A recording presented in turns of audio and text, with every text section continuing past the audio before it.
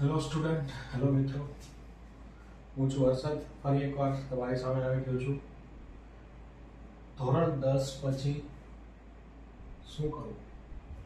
ધોરણ 10 પૂરું કર્યા પછી તમારી પાસે ક્યાં કઈ તકો છે, આજે આપણે એના ઉપર વાત કરશું. ધોરણ 10 પછી most of student science, commerce અને આર્ટ્સ તરફ જતા હોય છે. વધીને લોકો આઈટીઆઈ કરે છે, પણ તેના સિવાય બી ઘણા બધા કોર્સ અવેલેબલ હોય છે. આપણે જોવું પડે, ઓનલાઈન સર્ચ કરવું પડે. ગવર્મેન્ટ કોલેજ, બીજી કોઈ કોલેજ, પ્રાઇવેટ કોલેજમાં પણ અવેલેબલ હોઈ શકે છે. તેમાં આપણે એક કોર્સિસ ઉપર આજે વાત કરશું.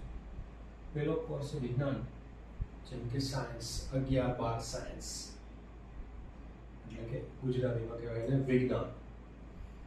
પછી એના પછી સેકન્ડ નંબર પર આપણે જોઈએ તો કોમર્સ.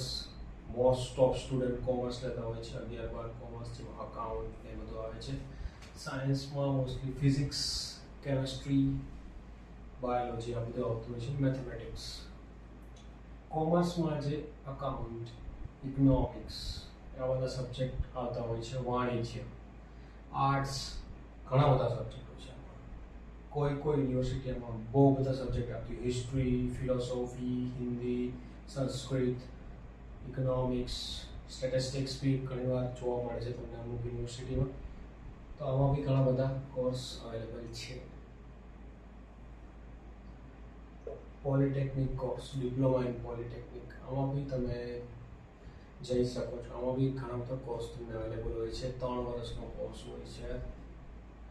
ડિપ્લોમા એન્જિનિયરિંગ હોય છે. મોસ્ટલી એન્જિનિયરિંગના કોર્સ ઇલેક્ટ્રિક્સ ને એવા બધા હોય છે. આમાં આઈટીઆઈ, વાયરમેન, ફિટર, આમાં બી ગવર્મેન્ટ તરફથી ઘણા બધા કોર્સ પ્રોવાઈડ કરવામાં આવે છે. બીજું છે કોમ્પ્યુટર કોર્સ. તમે કોઈ અલગથી પ્રાઇવેટમાં યા ફિર કોઈ ગવર્મેન્ટ યા ફિર કોઈ યુનિવર્સિટી કોલેજ હોય એમાં ચેક કરવું પડે તમારે ત્યાં જે મોસ્ટ ઓફ યુનિવર્સિટીમાં હોય છે ત્યાં તમે કોમ્પ્યુટર કોર્સ કરી શકો. એના પછી છે health care paramedical course.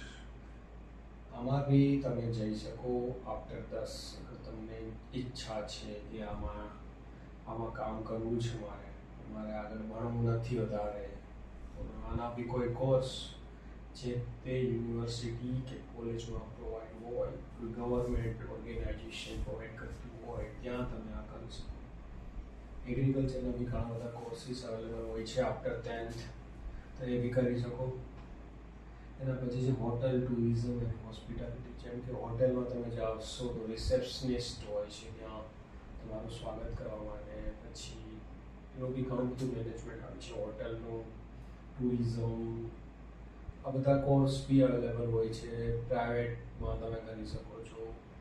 A don't know government university college છે કે નહીં આમાં, બટ પ્રાઇવેટમાં બી તમે મોસ્ટલી કરતા હોય છે સ્ટુડન્ટ્સ. ડિઝાઇનિંગનો તમે કોઈ કોર્સ શીખી શકો પોતાનો. બ્યુટી એન્ડ લાઇફસ્ટાઇલ, તમે આના ઉપર આજકાલ તમે જોવો છો પાર્લરના કોર્સ લોકો કરતા હોય છે. તો આ બધા કોર્સની લિસ્ટ છે. આના સિવાય બી ઘણું બધું બીજું થઈ શકે છે. 10th પછી આપણે આ ચેનલમાં ઘણું બધું લાવતા રહેતા હોય છે. અલગ અલગ ઇન્ફોર્મેશન, માહિતી જેટલી મળે છે એટલી ઓથેન્ટિક હોય છે. તો અત્યારે આપણે એટલું રાખશું આ કોર્સ પૂરતું.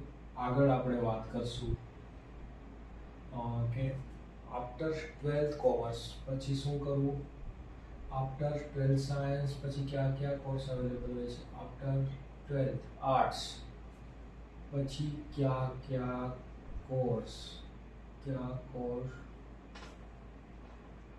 અવેલેબલ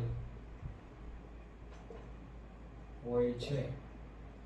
આના પર આપણે નેક્સ્ટ વિડીયોમાં વાત કરશું.